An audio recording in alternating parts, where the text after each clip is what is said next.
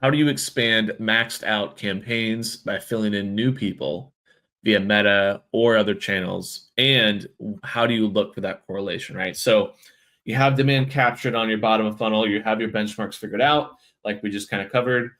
You're pushing on another channel, whether it's Meta, whether it's top of funnel Meta, TV, anything else.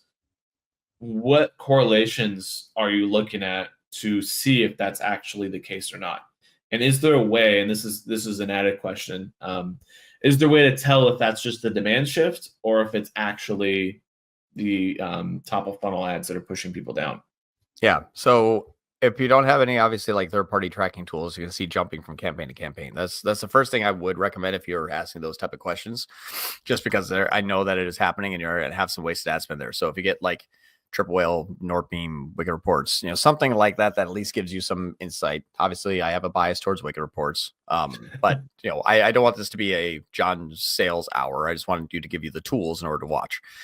But what I would say is a really, really, really good factor to see like things between like Google versus Meta. Is that kind of like one of the questions is like, if I start more top of funnel on Meta, does that help Google? Would that be? I would say we could probably simplify it a little bit. We can say like, let's forget the shift in demand. Let's just say what signals, like I'm running, we're at a wall now on like that demand capture campaign, let's say in Google. We turn on Meta.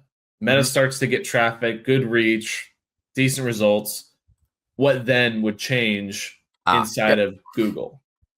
Got it. So the first thing that you would look at is exactly what we saw this last week with this other company called American Tall, which is last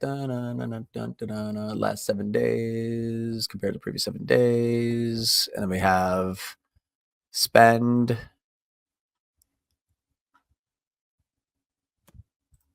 There we go. So right now, unfortunately, let me just see here. Hold on. Is it this one? We ran like the time period all the way up to, yeah. So basically like kind of this part here. So what's bad about this is we're pulling back on like the top and mid funnel and top of funnel aware, just because we had a high amount of ad spend to these, especially this little bad boy here, where it's like 56K a week in just top of funnel unaware spend. And this is last week minus like the 2 days of the sale.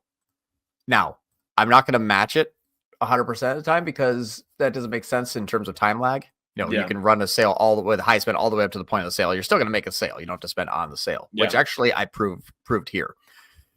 If you look at the standard shopping brand and brand search as an example, you can see that if we're reaching more demand on Meta during the weekend time of Memorial Day, that was right there on the 26th.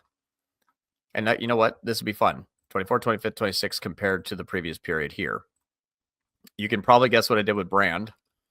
My cost on brand is $356 difference.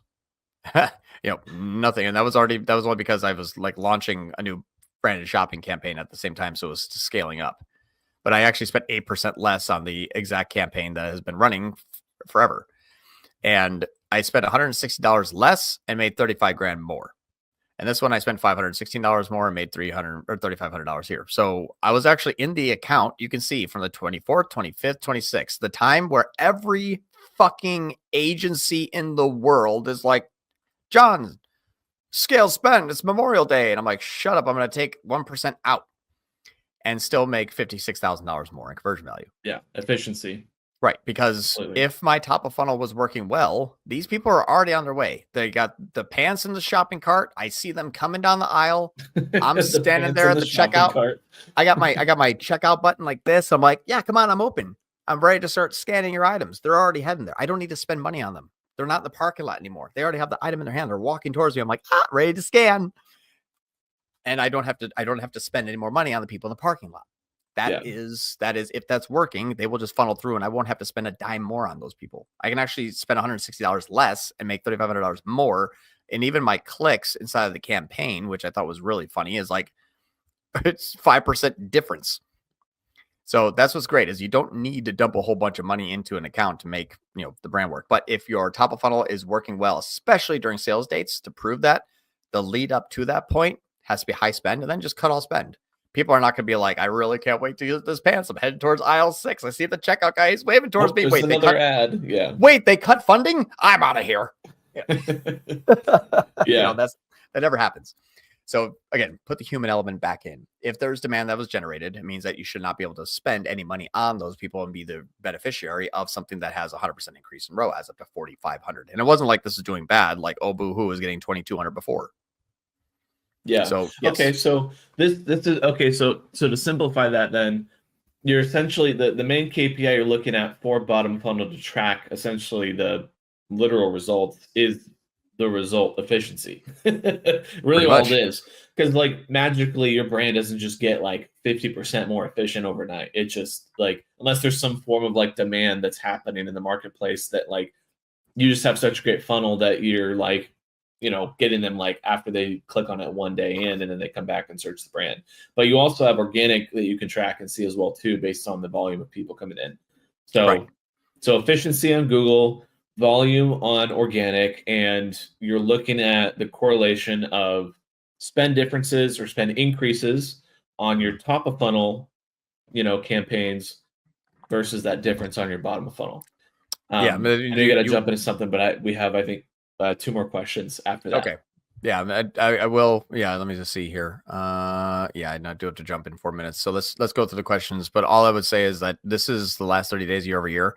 You can see that the campaign and the account are both the same. I've been running the same exact thing for over a year without touching it. And if that is the case, that means that when Black Friday comes around, if this is something that we already know is working well, if we compare that to the previous period, holy shit, where it happened. Okay. November 29th compared to the previous period of the 28th. A real good test of this. If you don't have a boss that's going to not freak out, because I don't with this company here, my branded search can spend 75 cents more and make 100 grand more. So again, like you don't need, but if it's working, I can get a 289,000 ROAS in a day. Yeah. Like don't force spend if you don't need it, watch it. And then obviously if you have super, super hyper competitors that have the same offer, obviously spend more in brand. Like that's I have Shein and Amazon and Saks Fifth Avenue bidding as my brand name. I didn't spend one dime more because of T-ROAS, which that'll be another call. Another conversation to figure out, because I think it just depends on your branding on like your top of funnel. But it depends on your bidding strategy, actually. I'll share with you.